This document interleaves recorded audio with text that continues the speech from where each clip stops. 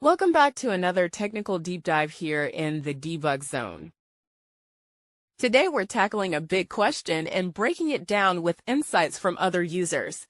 Hopefully this clears up some misconceptions and helps you get the answer you need. So buckle up, stay a little curious, and let's jump right in.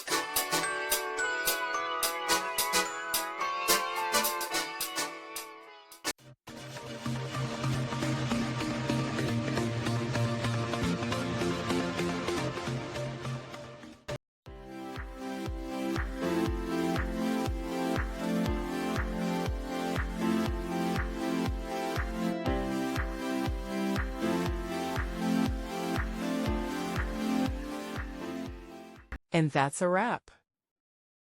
I hope you found the answer you were looking for. If you did, take a second to hit that subscribe button. It really helps out. And let me know in the comments which solution worked best for you. See you next time in the debug zone.